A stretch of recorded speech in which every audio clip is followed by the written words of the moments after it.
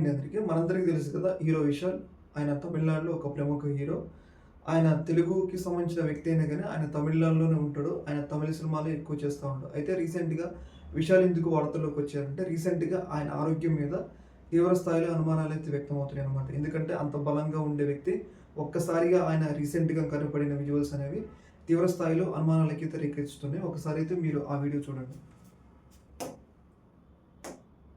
చూసారు కదా ఆ వీడియో విశాల్ ఆయన ఎలా వణుకుతున్నాడో చూడండి.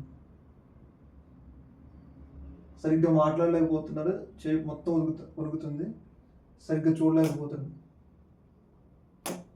చూసారు కదా హీరో విశాల్ తమిళనాడులోనే ఒక ప్రముఖ హీరో. పెద్ద స్టార్ హీరో కాకపోయినా ఒక ప్రముఖ హీరో. రీసెంట్‌గా ఈయన ఆరోగ్యం అనేది చాలా తీవ్ర స్థాయిలో క్షీణించడం జరిగింది. గత కొన్ని రోజులుగా ఆయన అనారోగ్యంతో బాధపడుతుంటూ ముఖ్యంగా జ్వరం వచ్చింది. అయితే ఇక్కడ ఇష్యూ ఏంటి అంటే ఆయనకి కంటికి అలాగే నరాలను కలిపే కంటికి అలాగే మెదడుని కలిపే నరాలనేవి తీవ్ర స్థాయిలో దెబ్బతిన్నాయి. దానివల్ల నరాల బలహీనత వచ్చింది అని చెప్పేసి మనకైతే ఇక్కడ అర్థమవుతుంది. అలాగే ఇంకా ఆయన ఆరోగ్య పరిస్థితి కూడా రోజు రోజుకి ఇంకా క్షీణిస్తుందని అయితే మనకైతే అర్థమవుతుంది. మనం ఒక్కసారిగా అవ్వకంటే మనం ఇప్పటిదాకా ఆయనకి అసలు ఎలాంటి జబ్బు ఉందని కూడా మనకు తెలియదు. కాకపోతే ఒక్కసారిగా ఇలా చూసేసరికి అందరూ కూడా తీవ్ర స్థాయిలో ఆయనకి సానుభూతి వ్యక్తమైతే చేస్తున్నారు.